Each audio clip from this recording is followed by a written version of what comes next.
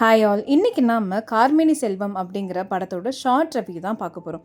தான் உண்டு, தான் வேலை உண்டு, காசோட நம்ம வாழ்க்கையில் ஒரு பெரிய விஷயத்தை தீர்மானிக்க போகிறதில்ல அப்படிங்கிற மைண்ட் செட்டோடு இருக்கிற நம்ம ஹீரோ ஒரு பக்கம், இல்லை இல்லை காசும் வேணும், காசு இருந்தால் தான் மற்றவங்க நம்மளை மதிப்பாங்க அப்படின்னு இருக்கிற நம்ம ஹீரோயினோட மைண்ட் செட் ஒரு பக்கம். இப்படி இருக்கிற சூழ்நிலையில தான் நம்ம ஹீரோவுக்கு காசோட முக்கியத்துவத்தை பற்றி ஒருத்தர் சொல்கிறாரு.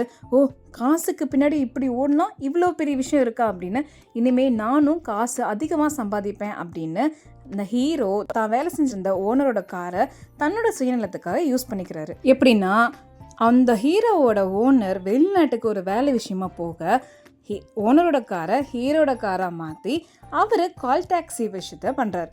ஸோ இதனால் நிறைய வருமானம் வருதுங்கிறத விட ஓவராக கடனாளி ஆகிறாரு. அதாவது வர வருமானத்துக்கு அதிகபட்சமாகவே செலவு செய்கிறாரு. எப்படின்னா, தான் பணக்கார வாழ்க்கையை வாழ்ந்தால் தான் பணக்கார வாழ்க்கைக்கு உள்ளே நுழைய முடியுங்கிறது இவரோட நம்பிக்கை. ஸோ இந்த மாதிரி பண்ணிகிட்டு இருக்கிற அவங்க ஒய்ஃபுக்கு சுத்தமாக இஷ்டமே இல்லை.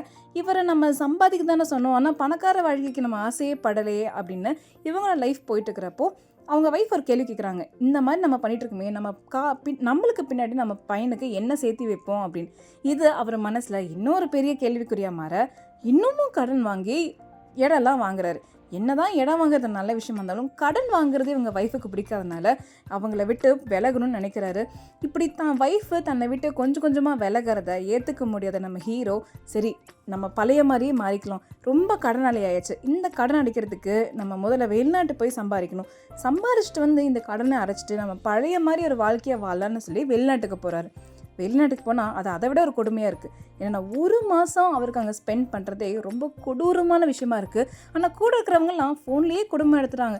எப்படா இப்படிலாம் இருக்கீங்க அப்படின்னு சொல்லி தான் ஒய்ஃபுக்கு, இங்கே பாரு நான் ஃபோன் கூட வச்சுக்கல, நான் உங்ககிட்ட பேசினேன், நான் உடனே உங்களை பார்க்க ஓடி வந்துடுவேன், அதனால் ரொம்ப கட்டுப்பாடாக 6 மாதத்துக்கு மேலே நீங்கள் வேலை செஞ்சு என் கடனெல்லாம் அடைச்சிட்டுக்கு தான் நான் அங்கே வருவேன் அப்படின்னு சொல்லி அவரோட கோட்பாடோட வேலை பார்க்குறாரு. அவர் அங்கே வேலை செஞ்சு 6 மாதம் அந்த காசு எல்லாத்தையும் திரட்டினதுக்கப்புறம் இதுக்கு மேலே என்னால் இங்கே வேலை செய்ய முடியாதுன்னு அங்கேருந்து இந்தியாவுக்கும் வந்துடுறாரு. இந்தியாவுக்கு வந்து தன்னோட கடன் எல்லாத்தையும் அடைச்சிட்டு தன்னோட ஓனர்கிட்டையும் போய் தான் என்னென்ன தப்பெல்லாம் பண்ணேன்னு சொல்ல, ஓனர் இதெல்லாம் எனக்கு முன்னாடியே தெரியும், நீ நினச்சிட்ருக்கியா உன் வாழ்க்கை வந்துட்டு ஒரு பெரிய விஷயம் அப்படின்னு, கிடையவே கிடையாது, நீ நினைக்கிறது தான் உன் வாழ்க்கை, அதனால் இதுக்கப்புறம் உன்னோட வாழ்க்கையில் நீ உண்மையாக இருந்ததுன்னா காசும் பணமும் ஒரு பெரிய விஷயமே இல்லை, உன்னை தேடி வரும்னு சொல்லி ஓனரோட காரை நம்ம ஹீரோக்கே கொடுக்க இப்போ ஹீரோ உண்மையாலுமே தன்னோட கால் டாக்ஸியை சொந்த காரில் ஓட்டுறாரு. இந்த படமும் சுமூகமாக முடிச்சிருக்காங்க. படத்தை பாருங்கள், மறக்காமல் டாப் என்டர்டெயின்மெண்ட் டாக்கீஸ் சேனலை சப்ஸ்கிரைப் பண்ணுங்கள். உங்களோட சப்போர்ட் எனக்கு ரொம்ப முக்கியம். பாய்.